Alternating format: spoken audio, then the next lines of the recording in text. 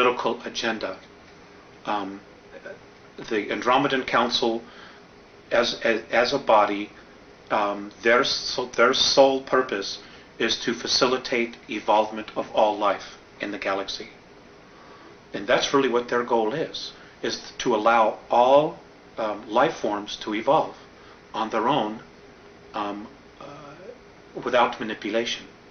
Obviously, that's not occurring here on Earth. And we're not the only ones. This is occurring on 22 other planets in our galaxy. But the other planets are not stuck in the muck that we are, to the degree that we are here. And this is a major concern for them, because we're not moving in a direction that we should be moving. There are elements here that are definitely holding us back. And because Earth has become this real prize, and not only Earth, but us as well. So I'm getting off a little bit. Okay. I want to stay with your questions. So its overall goals then are to elevate the spirituality of all life forms in their own particular ways. Evolutionary ways, right. That they evolve according to the degree of their consciousness. Now, how and why was it first brought into existence, the Andromedan Council? I don't know. Yeah. I do know that it was formed. It was formed shortly after the Orion Wars, which was a huge war that lasted 600,000 years in our galaxy. And it was predominantly between the humans, the human race, of which there's all kinds of humans, hundreds of billions of humans, and those of reptilian races that do coexist in our galaxy. Now, there was no winner, by the way. Apparently both sides got so tired of killing each other, they just kind of stopped, and a undeclared truce was formed. And I know in Orion, where there's a very large group, they have their own political group called the Orion Group, and the humans and other life forms that came together formed the Andromedan Council. And there are others, that are a small part of each of the galaxy, and other galaxies apparently have their own little groups where people come together and decide, what's happening, or they communicate with each other. There's trade, there's bartering, there's a sharing of wisdom, of knowledge, of essences, so that everything can evolve together, and work in an unconditional love type of space. You're lucky. You're a lucky person, I think. I know you have a very difficult task, but I think you're very lucky to be given this wisdom. I think you're very lucky. When did their interaction with human beings on Earth begin? 1980. 1980? 1980. And how did that begin, and what was the essence of that interaction? Okay. It really all evolved around the Pleiadians themselves. Earth has been the subject of discussion for a long time. The real attention and focus really started when we started detonating our first nuclear weapons. We did, as a race. Nuclear weapons had been used here in our ancient past hundreds of thousands of years ago, because there have been wars here between a lot of different factions, predominantly most of them human. The Pleiadians had agreed or offered to come back here and try to help raise the consciousness of the planet. Well, apparently what happened was, when they got here, they were really faced with their past. The Pleiadians had had incredible civil wars amongst themselves and other wars. And they had just moved into a fourth and fifth density consciousness, and they didn't want to come back here and take the warrior space again. And because of the Greys' involvement here, and the Orions, and a small group from Sirius B, and the Orion group, and a group from Rigel that are here as well, and others, they didn't want to come back here and have to move into warrior space. So they started dragging their feet. In other words, they didn't do as much as they needed to do. Well, as this is occurring, changes in our galaxy are also occurring, and they're moving at a much faster rate. So the Andromedans finally said, well, what are you doing? What is happening? What have you accomplished? And the Pleiadians basically said, we're having our own conflicts dealing with this because the Pleiadians themselves have a tremendous amount of karma with our solar system, with Mars and Earth. They simply just weren't as motivated as they should be or could have been to start making the changes here. They also had made some communications with the Earth governments that didn't go very well at all.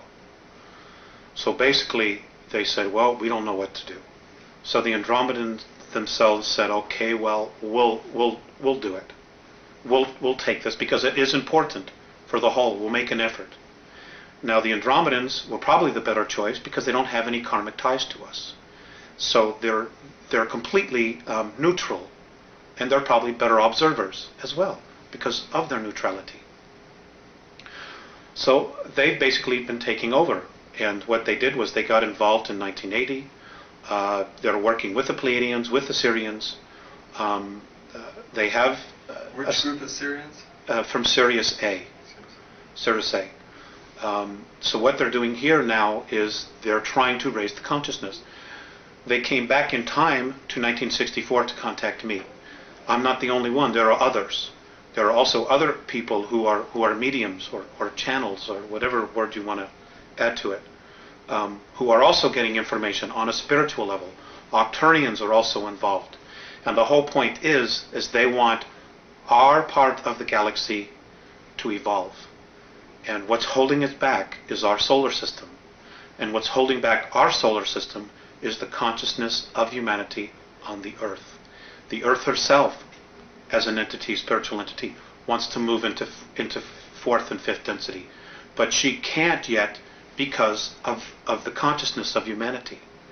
And in order for her to do it without humanity, one of two things have to happen. Humanity either has to shape up, grow up, as the Andromedans say, or humanity has to be removed and get out of the way. Cleansed.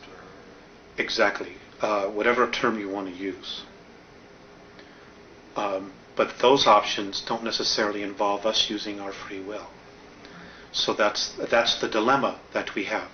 It's like we are so entrenched in our belief systems that the reality of our belief systems is being chipped away daily, to what we think is real. And an overlapping degree of thoughts and energy are being introduced that hopefully will open our perspective, enough people's perspective, to the point where we can experience a real leap in consciousness here. And we have to do this quickly. We have to do this by 2001 in order to really... particular month? Between July and August. And what's happening? That's the probability. What's happening July, August 2001? Well, basically nothing, but, we're creating our future.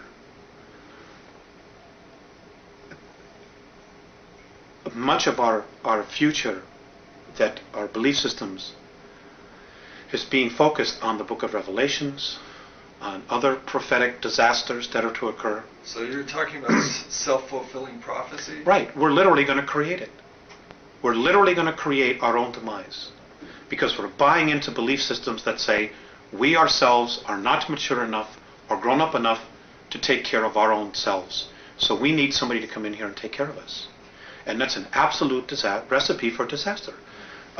Because, who would want to come down here and save us from ourselves?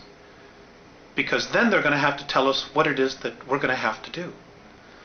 We're not taking responsibility for ourselves.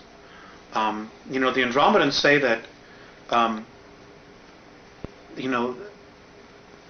the divine plan is one of freedom. Any savior that comes down here and implements a government to save us, there's freedoms will be taken away from you.